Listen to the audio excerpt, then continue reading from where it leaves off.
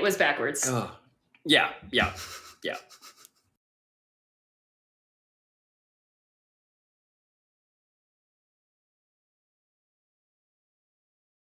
Domonique Foxworth. Two of the three of us know how to operate a microphone.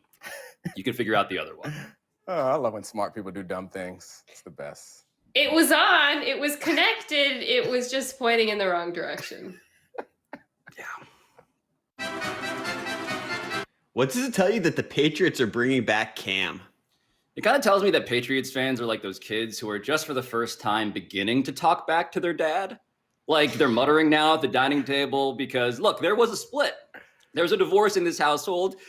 The kids stayed with dad, Bill Belichick, and mom, Tom Brady. He went off and won a Super Bowl and just signed today this massive, creatively accounted for deal where it's like a 4-year deal, but 3 of those years are void deal. So it's a 1-year deal. It's team friendly. It's family friendly. And meanwhile, if you're a Patriots fan, who is back at the dinner table with you?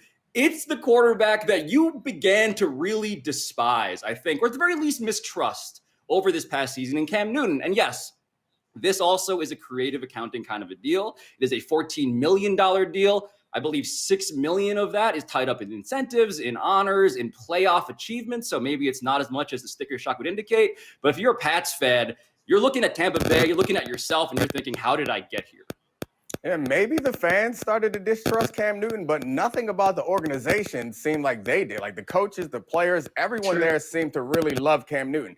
And there is an argument. I tend to feel like Cam Newton's best days are way, way behind him, but COVID hit Cam Newton, and his performance changed after that. So there is some potential that he could come back and be good. But the fact of the matter is, he was a galvanizing force in that locker room. He's not going to cost them that much. They still have room to get other quarterbacks. So it seems like a no-brainer. Why not bring back the guy who everyone loves and has the potential to have some big, big games on occasion? Like that Seahawks game wasn't that long ago. Yeah, it wasn't just COVID, by the way, that derailed his season last year. Cam's number 1 and 2 targets at wide receiver were both undrafted. His number 1 target at tight end was a 7th round pick. That doesn't completely excuse his poor performance, but it does explain it and suggests that this season he might be a bit better. But ultimately, it doesn't matter because, as Pablo laid out, he's getting paid like a high-end backup. It doesn't preclude the Patriots from getting another quarterback, maybe from getting a Jimmy Garoppolo or trading for one, but not from drafting a quarterback like a young Trey Lance who can then spend a year learning in New England. But my favorite part about this is what you guys have both alluded to, which is the good vibes. Like Cam Newton and Bill Belichick seem to actually love each other in a way that is weirdly very charming to me. I feel like I'm not alone in this. Oh, yeah, they got plenty of good vibes. I love this buddy cop movie for another season. I'm definitely going to watch it. But I do think that there's a potential that Cam Newton could be better because not only could he be healthier or could he have more time in the offense and maybe some better weapons around him, but those players on defense that they missed, those guys will be back too. Like the best case scenario last year before the season of how Cam Newton could play well was they're not going to ask him to do that much. But that's not what happened. They kind of asked him to be the whole offense with very little support from the defense. So I'm not high on thinking Cam Newton's going to be back to old Cam Newton or the Patriots are going to be great. But I'm more optimistic right now considering what they could do around him than I would be if they'd done nothing.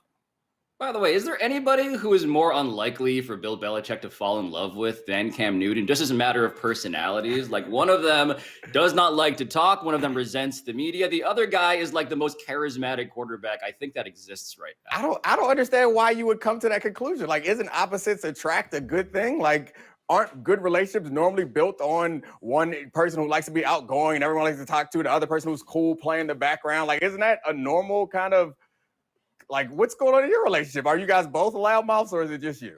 Wait a minute. You're trying to, hold on. Do not reverse project on us. Mina, Domonique just projected all over the camera and then is like, no, wait a minute. This is about you guys. Because my brain totally came up with that organically. My brain was really worried that that analogy was going to go to Pete Carroll and Russell Wilson. And I'm just glad it ended with Pablo Torre and his wife instead.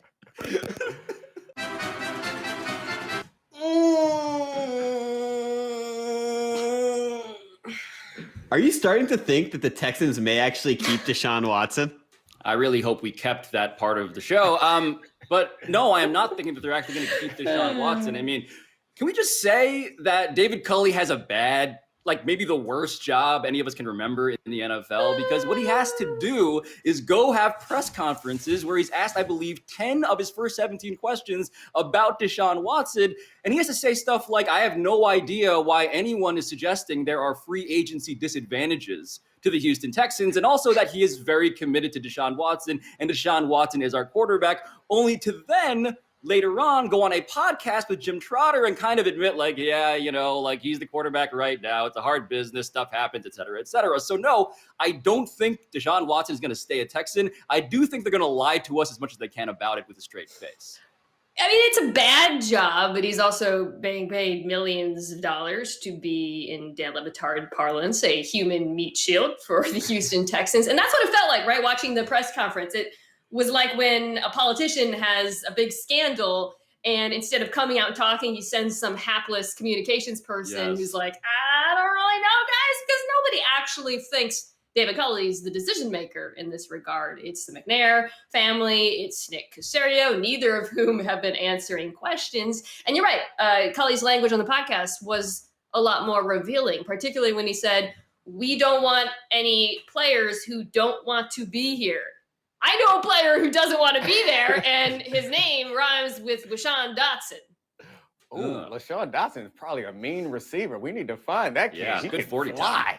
Oh, yeah. So, I mean, I actually think that David Culley's job is a terrible job if his goal is to win a championship, which I think most head coaches, that's their goal when they head into the job. But David Culley is in a different position because the expectations are so low. Like, we think of that team as the worst in all of the league. Like, think about this. A few years ago, we were like, hey, that's a great situation. You got a young quarterback. You got some talent on defense. You got some draft picks. You got all this stuff looking up. And they went from that to us thinking of them the way that we thought about the Browns for so many years. Like, if you think about all the teams, all 32 teams in the league, can you think of a team that you'd least like to be a fan of or least like to be the head coach of than the Texans right now? Like, every other team has something you can look to and say, I have a little optimism. I'm a little excited about this. This is interesting. We got a high draft pick. We got a new coach. We got a great quarterback who wants to be here. We had a playoff win last year. Like, you can look at all the teams and say that,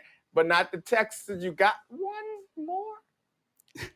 Do not say it, Pablo.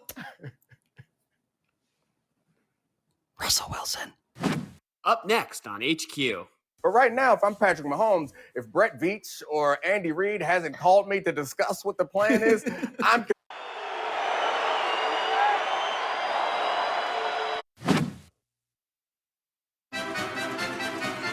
Should Patrick Mahomes be worried that the Chiefs aren't going to protect him this year?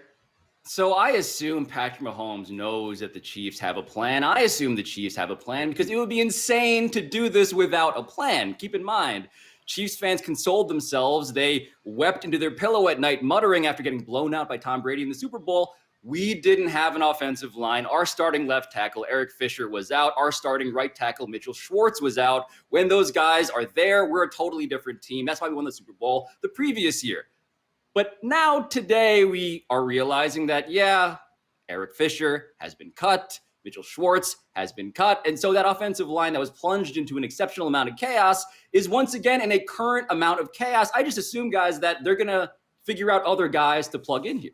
Yeah, the season doesn't start tomorrow. So we still have the draft. We still have free agency. They are freeing up some space. They can make some other moves to free up some space, converting some guys' salaries. So they can do things to improve that offensive line. But right now, if I'm Patrick Mahomes, if Brett Veach or Andy Reid hasn't called me to discuss what the plan is, I'm concerned. Not that those guys were healthy enough to do anything about it right now, but I am worried if the last time I was on the field, I was running for my life, throwing horizontal passes to the back of the end zone on target. Like, yes, if I'm Patrick Mahomes, I'm concerned. I might want to go back to that State Farm commercial and get me a double to go out there this season if they're not going to get me some tackles to protect me. But I think that Veach and Reid are not foolish enough to enter the season. They have a plan. They're going to get somebody in the draft, and they're going to attract some free agents. Because if you're a free agent tackle, who would you rather protect for? Like, Patrick Mahomes is a place that you want to go if you're nearing the end of your career and you want to get a championship. Yeah, I know it might be hard because he runs around a little bit, but he's going to end up scoring a touchdown and you'll be all right.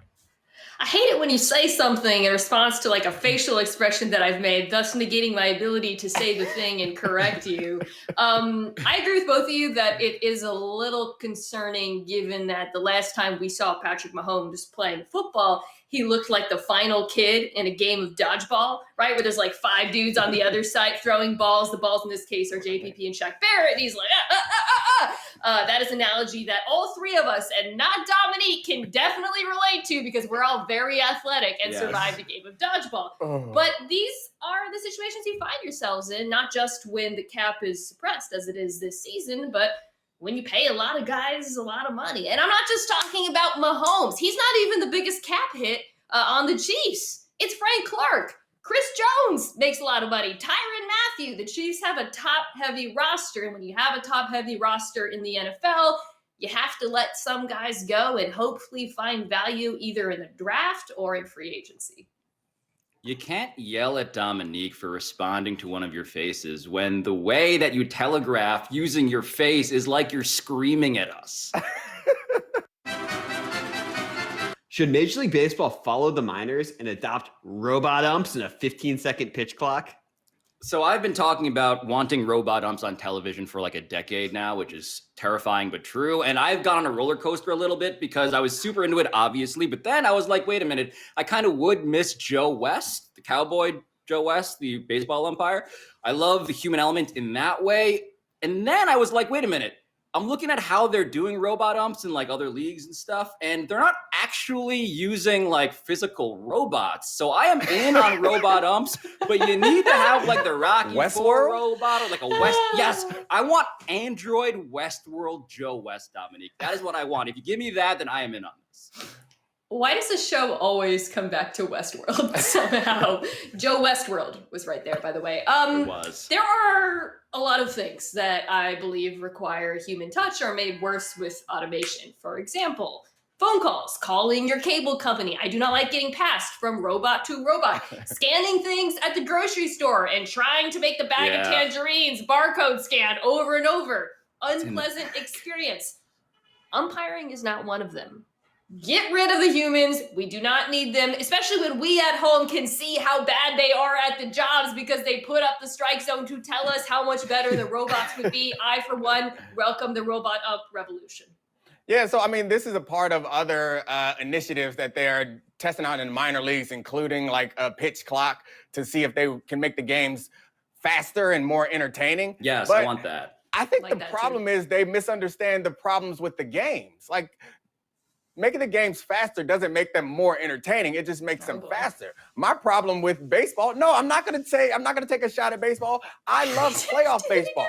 My problem with baseball is that the games don't matter. Like, there's no stakes. Like, I can watch a full playoff baseball series and not be bored once, no matter how long it takes them to play. But I can't watch regular season baseball on a regular basis because there's 162 games. That's like equivalent to like 10 plays in a football game.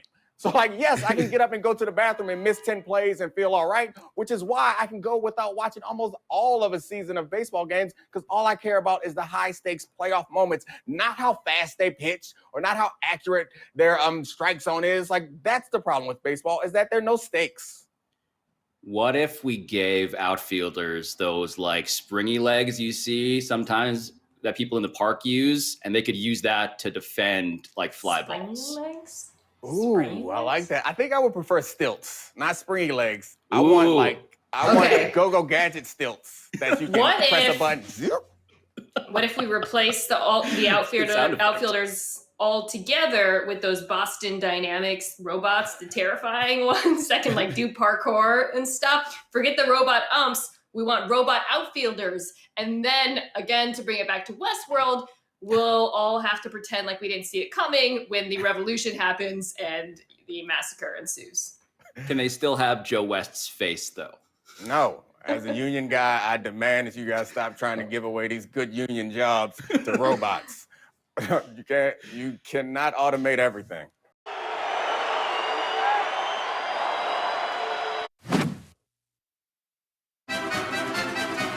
Do you question if this should be the end of Trevor Bauer's one-eye pitching experiment?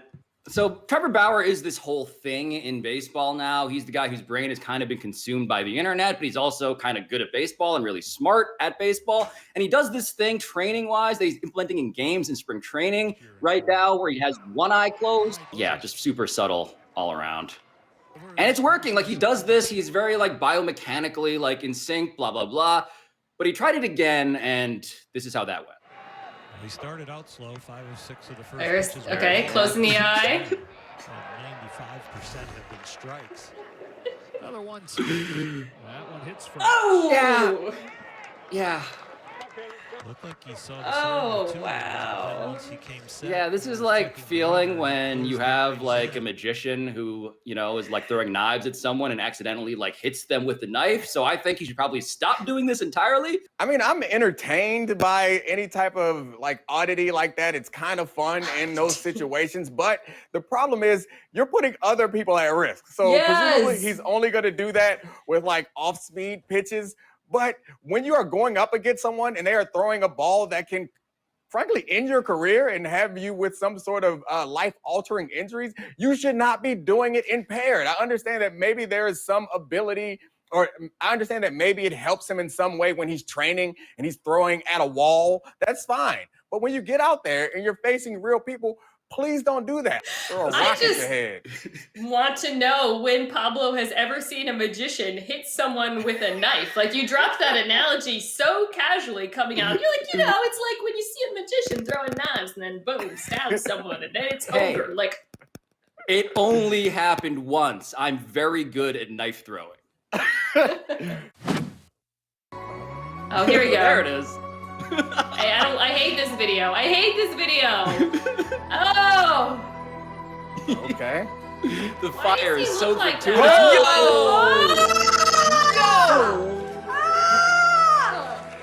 are you so chill? Why is Trevor Lawrence so chill about it? Trevor Lawrence has great poise in the pocket, guys. Tonight at 6 p.m. Eastern, Georgetown and Seton Hall. So there is great chaos in college basketball right now. The ACC tournament is kind of on the ropes because UVA and Georgia Tech, that game just got canceled. And now Virginia's like, we don't know if we can even be in the NCAA tournament. But all of that is kind of secondary to me right now because this happened to Patrick Ewing. But I do want to say one thing, though. I thought this was my building, and I feel terrible that I'm getting stopped, accosted, asking for passes. Everybody in this building should know who the hell I am. And I'm getting stopped. I can't move around this building. Like I was like, what the hell? Is this Madison Square Garden? I'm going to have to call Mr. Dolan and say, geez, is my number in the rafters or what? If you work at Madison Square Garden and you cannot recognize 6'10"-ish Patrick Aloysius Ewing starting at center for your New York Knickerbockers in the year 2021, you should have a different job. So I have no sympathy at all for these otherwise, I'm sure, fine employees at the Garden, but that is absurd. Domonique, are you intrigued? I mean, I'm intrigued by the game. There's some allegiance to Georgetown in my family, so I'm rooting for them. But I also realize we've lost so much in this pandemic. And one of the things we lost is like the favorable audience that you have at a press conference. Because Patrick Ewing is clearly doing a bit right there, and it fell flat because stand-up doesn't work via Zoom. Like, he needed those sports writers in there to give him some sympathy laughs. Like, I would have enjoyed that a lot more. There's a lot of forced laughter in there. Like, as someone who benefits a lot from telling bad jokes at just the right time, I recognize that Patrick Ewing needs the support of the fake laughter of sports writers, and I'm reading Mina's face, and I feel like that whole take was bad. Hold on. No, it was good. Look. Yes! Times. Are you intrigued? Was that me? Were you trying to do a me laugh there? No, he was giving me support. Wow, we're all working out issues on television today. Well, speaking of working out issues or playing armchair psychologist, I'm gonna hypothesize that the sports writers were watching Patrick Ewing talk about being stopped by security and didn't want to laugh because of the serious potable potential implications. Wait. I can't even get. No, Mina, it's good. You're good too. Let me do this.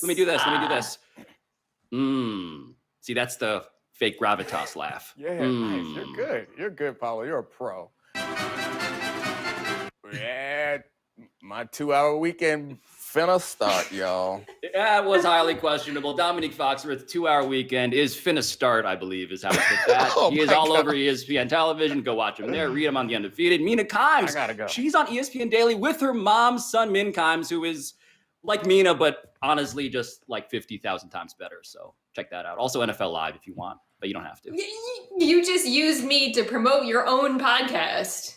Yeah. Well done. Well Have you done. just You're met impressive.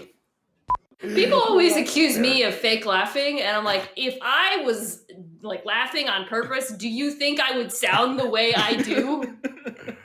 Likely story. I can't even do a fake Hold laugh. on, give me a fake laugh. Let's go. Everyone's fake laugh. Give it to me, Mina. Pablo, we've already seen. Yeah, I'm pretty good at it, obviously.